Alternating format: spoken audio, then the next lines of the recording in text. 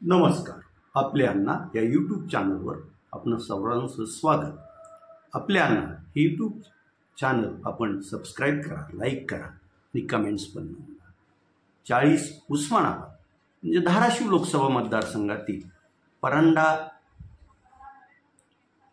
भूम, वाशी या विधानसभा मतदारसंघातील जी त्या मतदारसंघातून विधानसभेला कोण निवडून येऊ शकेल किंवा येईल याचा कल ठरवतात ती म्हणजे परंडा शहर, भूम, वाशी, ईट, जवळा अशी ती मोठी गाव आहेत. परंडा हे नगरपालिकेचे शहर आहे.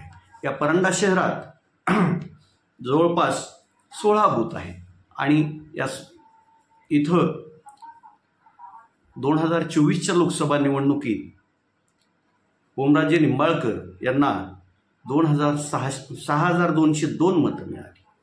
तर महायुतीच्या उमेदवार अर्चना पाटील यांना 3,074 मतं मिळाली होती आणि इथून जवळपास 3,129 मतांची आघाडी ओमप्रकाश राजे निंबाळकर यांना मिळाली.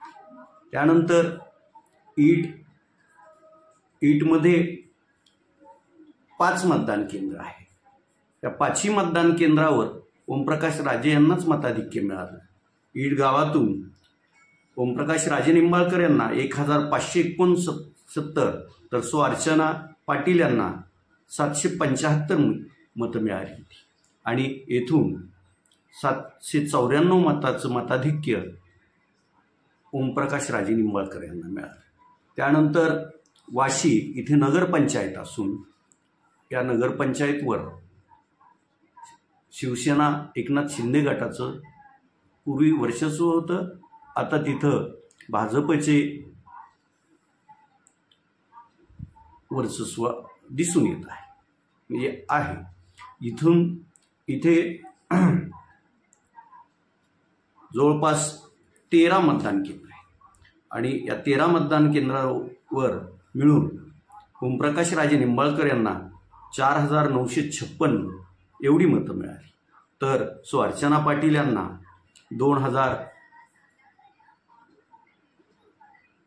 1,041 मतं मिळाली आणि येथून जवळपास 3,000पेक्षा जास्त मताधिक्य ओमप्रकाश राजे निंबाळकर यांना मिळालं आणि 13ही मतदान केंद्रावर त्यांनाच आघाडी होती. भूम हे येथेही नगर परिषद आहे. सध्या इथं प्रशासकाचं हे आहे आणि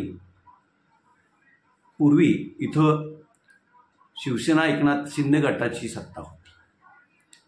भूममध्ये जवळपास 16 मतदान केंद्र आहेत आणि या 16 मतदान केंद्रावर मिळून ओमप्रकाश राजे निंबाळकर यांना 7,152 एवढी मतं पडली. तर अर्चना पाटील यांना येथून 2,491 मतं मिळाली आणि भूममधून 4,661 मताचं मताधिक्य ओमप्रकाश राजे निंबाळकर यांना मिळालं.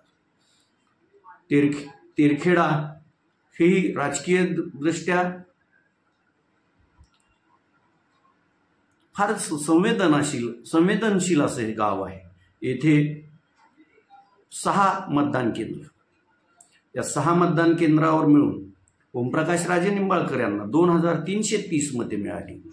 तर अर्चना पाटील यांना 978 मतं होती आणि इथून ओमप्रकाश राजे निंबाळकर यांना जवळपास 1,362 मताचं मताधिक्य मिळालं. येथील 6 मतदान केंद्रावर ओमप्रकाश राजे निंबाळकर यांनीच आघाडी घेतलेली आहे. त्यानंतर जवळा निजामुद्दीन येथे 6 मतदान केंद्र आहे आणि या 6 मतदान केंद्रावर मिळून ओमप्रकाश राजे निंबाळकर यांना 1,750 एवढी मतं मिळाली. तर अर्चना पाटील यांना 748 एवढी मतं मिळाली आणि येथून ओमप्रकाश राजे निंबाळकर यांनी 1,002 मताचं मताधिक्य घेतलं. संपूर्ण लोकसभा मतदारसंघात लोकांशी कायम नातं ठेवणारे उमेदवार म्हणून ओमप्रकाश राजे निंबाळकर यांची ओळख आहे. आणि त्यांनी 4 जूनला ज्यावेळी या मतदारसंघातून जवळपास 3,30,000 मताचं मताधिक्य घेत निवडणूक जिंकली, तर तिकडं थेट महाराष्ट्राच्या अगदी शेवटच्या टोकाला गडचिरोलीमध्ये त्यांच्या अभिनंदनाचं होर्डिंग लागलेलं वृत्त आहे. असो, परंडा मतदारसंघातून 81,000च्या वर मताधिक्य ओमप्रकाश राजे निंबाळकरांनी घेतलं. मी आता जिथं की 3,000च्या पुढं मतदान आहे अशा त्या मतदारसंघातील गावांच्या बाबतीत आपल्याला माहिती दिली. म्हणजे इतर जी गावं आहेत तिथून ओमप्रकाश राजेंनी प्रत्येक गावातून मताधिक्य मिळवलं हेच यावरून दिसून येतं. या मतदारसंघात माजी आमदार ज्ञानेश्वर पाटील, राहुल मोटे, त्याचबरोबर जिल्हा बँकेचे उपाध्यक्ष मधुकर मोटे, शंकर तात्या बोरकर, रणजित पाटील, डॉक्टर चेतन बोराडे, महिला जिल्हा प्रमुख सय्यद मॅडम आदी, दिलीप घुलर, वाशीचे तालुका प्रमुख विकास मळवणे आदी मंडळींनी अथक परिश्रम घेतले आणि त्यामुळं या मतदारसंघात एवढं मताधिक्य ओमराजेंना मिळालं. असो, मान्सूनचं कालपासूनच महाराष्ट्रात आगमन झालं आहे. सर्वत्र जोरदार पाऊस सुरू आहे. त्यातच कमी दाबाचा पट्टा निर्माण झाल्यामुळे अनेक ठिकाणी वारं आणि वादळ पण आहे. त्यामुळं काही ठिकाणी नुकसान पण होत आहे.